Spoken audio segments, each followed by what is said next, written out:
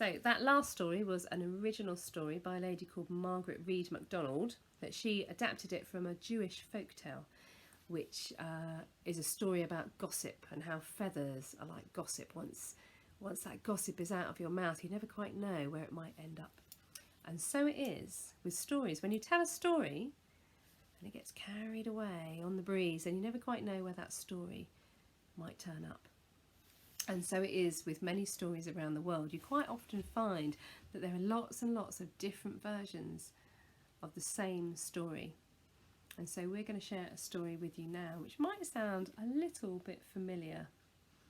And it's about a very beautiful girl. And Althea is going to start the story. Once there was a girl, and she was the most beautifulest girl in the village. And all of the men in the village were in love with her. But there was one man who was really in love with her, who was the tinker. A tinker, who is a man that goes selling and mending pots and pans from village to village. And he was so in love with her, wasn't he? And he just really wanted to marry her. And he was turning up every day asking if she would marry him.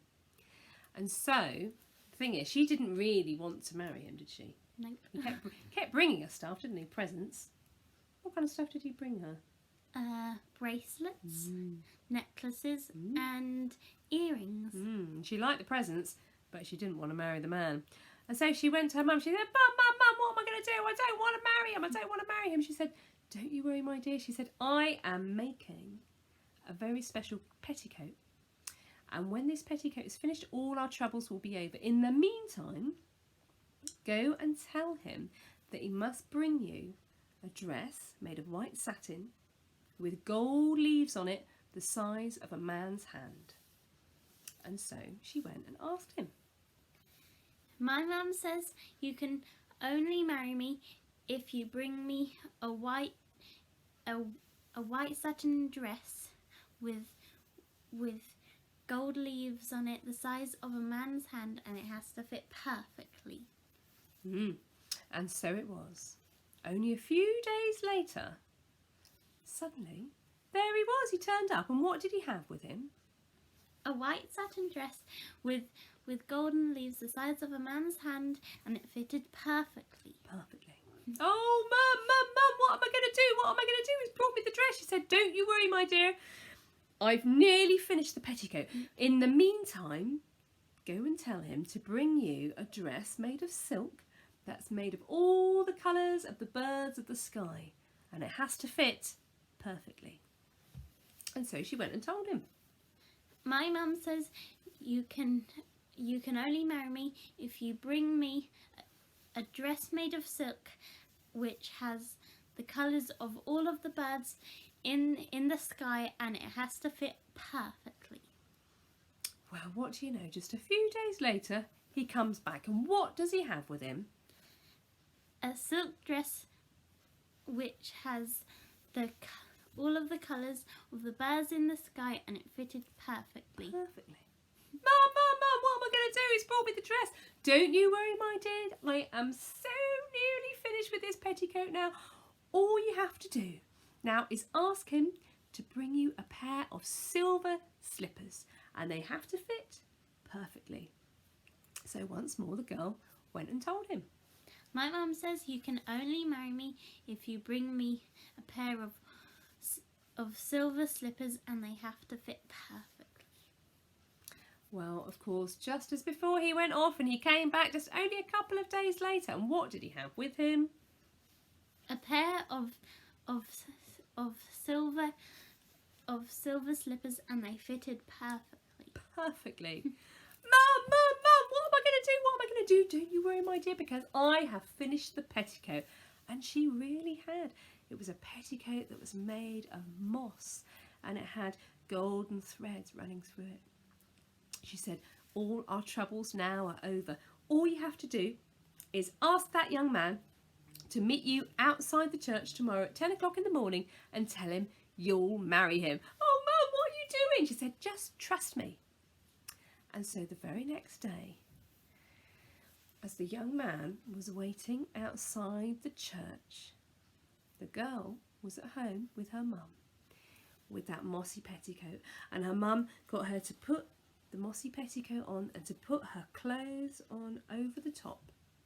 And then she told her to wish herself 100 miles away, and that when she arrived, she was to go and knock on the door of the big house and ask for a job. And when she got to the house, she knocked on the door, and the mistress of the house answered, and asked, "What can you do?" And the girl said, "I can cook." And the mistress of the house said, "We already have a cook, but you can be the undercook," and let the girl in. And you see, the best job in the house was the cook. The second best was the undercook. So all of the other servants were mean to her, and they made her clean the fireplace and clean and wash up the dirty and greasy dishes. Ugh. And then one day, rather out of the blue, the mistress came to see Mossycoat, as we shall call her from now on account of her mossy petticoat. And she took her to one side and she said, "My family are going to be having a special ball for the next 3 nights, and we would very much like it if you could join us." Well, Mossycoat was rather perplexed about this, and she thought, why is the mistress asking me?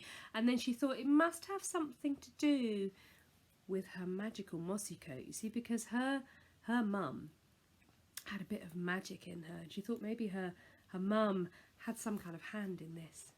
But she looked down at her greasy clothes, and she said, I would love to come, but I couldn't possibly, because I just would make everything dirty. Just look at me. So it's very kind of you to ask, but I'm going to have to turn you down. And when she went back to the kitchen, of course, all the servants wanted to know what the mistress had been talking to her about. And when she told them that the mistress had invited her to go to this ball, well, they didn't believe her. They called her a liar, and then they hit her over the head with a skillet. Do you know what a skillet is? It's a big cast iron pan. That would really hurt, wouldn't it? Somebody hit you in the head with that. Ow, don't ever do that, kids. That's horrible, very painful, very silly thing to do. And this is a story, obviously. So she didn't go to the ball, but the next night she couldn't stop thinking about it all next day. And so when the next night came, she thought, do you know what? I'm going to go. And like I said just now, she had a sense that maybe there was a bit of magic in this mossy petticoat of hers. And so she muttered a few magic words under her breath, and soon all the servants were starting to feel very sleepy, and before you could say zig-a-zag-a-zoo, they were all lying down on the floor, snoring fast asleep.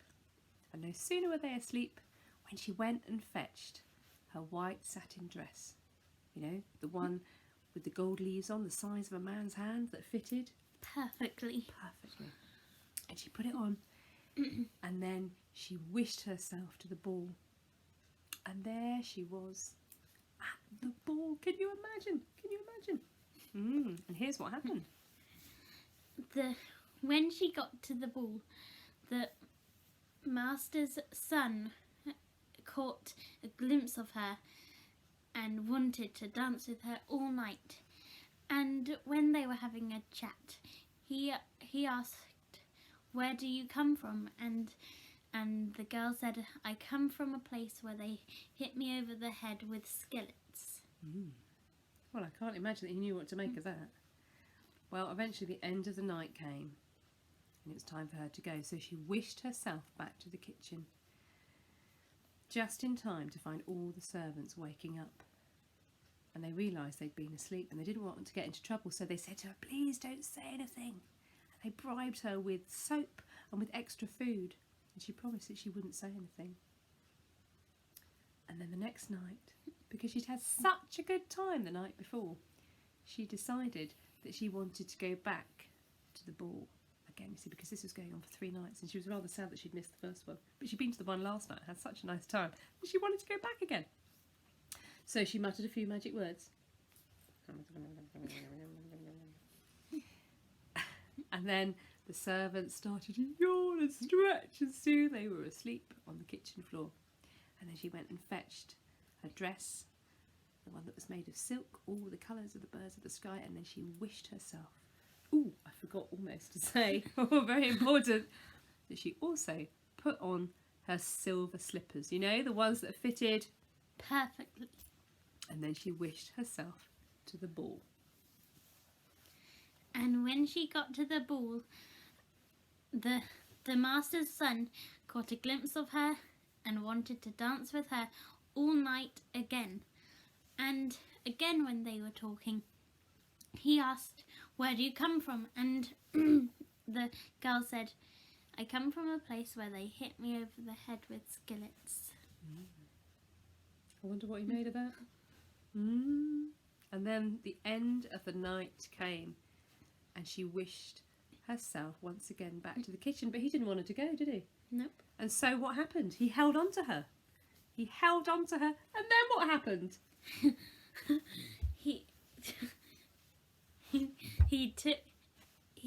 he grabbed hold of her slipper and took it, but didn't manage to grab onto her properly, so he only had the silver slipper. And so she found herself back in the kitchen, and once again all the servants, they started waking up, and they realised they'd been asleep, and they went, "Oh, don't tell anyone, you'll get us into trouble." And once again she said that she would say nothing. Now the next day, all that could be heard in the house was, "Oh, oh, Mum, oh, Mum." It was the master's son. "Oh, Mum, what am I going to do? Oh, Mum, I'm in love. Oh, Mum, I can't stand it." And his mum said, "Oh, my goodness, neither can I." She said, "We have to do something about this." She said, "Now, you've got that silver slipper, haven't you?" But of course, as you remember, he tried to grab hold of her as she was leaving, and all he got was her silver slipper. And she said, what we'll do is we'll get everybody around here to try on this silver slipper, and whoever it fits, well, that's got to be her, hasn't it? And so it was for everybody who lived in the local area, everybody in the big house and in the villages nearby. They all had to come and try on the silver slipper. And the last person to try it on was Mossycoat. And of course, when she slipped her dainty foot into that silver slipper, it fitted Perfectly. perfectly.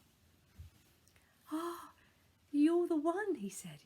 "You are the one. Will you come and live with me and be my love?" Well, she thought about it for a minute, and she thought, he seems quite nice. We'll probably get on. You know, maybe we could go out on a few date nights. We'll see how it goes.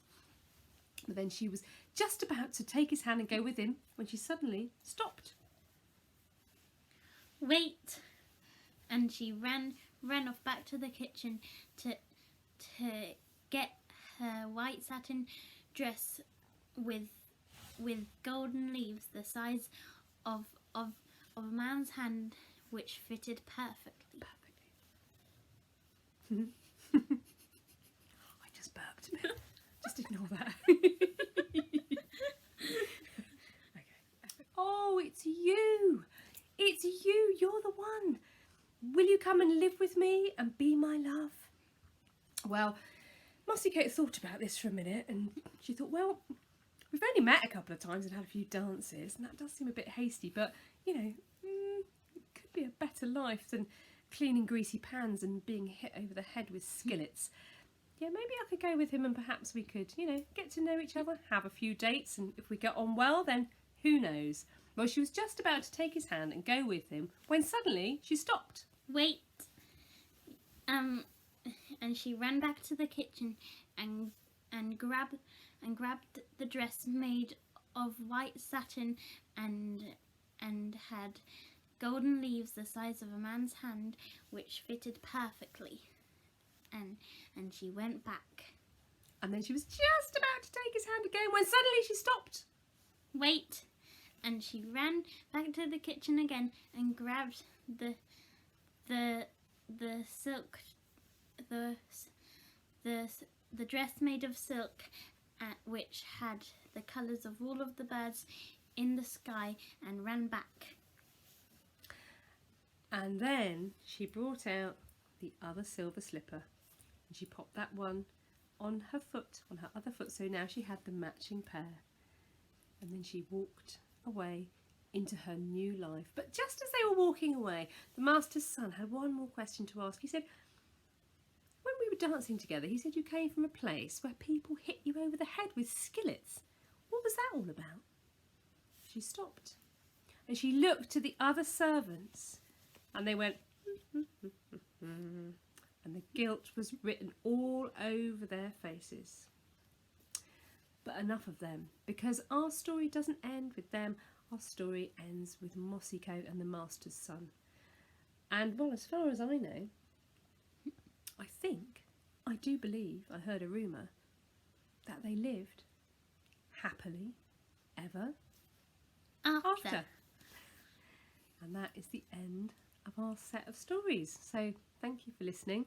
We hope you enjoy sharing some stories for National Storytelling Week. If you look up stories and storytelling on the internet, you'll find all sorts of amazing stories out there. And I wonder if any of you have guessed which story that last one might have sounded a little bit like. You got any ideas? I think I might have. Anyway, we hope you enjoyed the stories and we hope to tell you some more stories another day. And until then, make sure that you pass those stories on, because then, just like the feathers, they will travel to who knows where. Okay, happy storytelling week. Bye-bye. Bye-bye. Bye-bye. Thanks again for listening to our stories. I just realised that I forgot to mention where we heard that last story, because it's always a good idea when you tell a story to tell your listeners where you first heard that story. So I heard that story told by John Rowe. In fact, I've heard him tell it many times at various festivals. Now, John Rowe is an amazing storyteller who's been telling stories for over 50 years all around the world.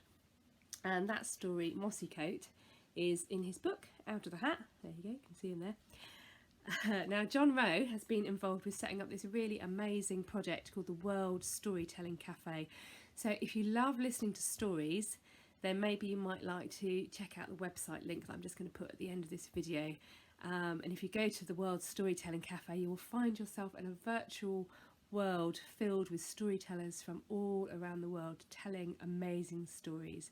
And there's even some special sets in there just for children. And you can even have a go at telling a story yourself at the Young International Tellers session. So enjoy telling and listening to stories. We'll see you another day. Bye bye.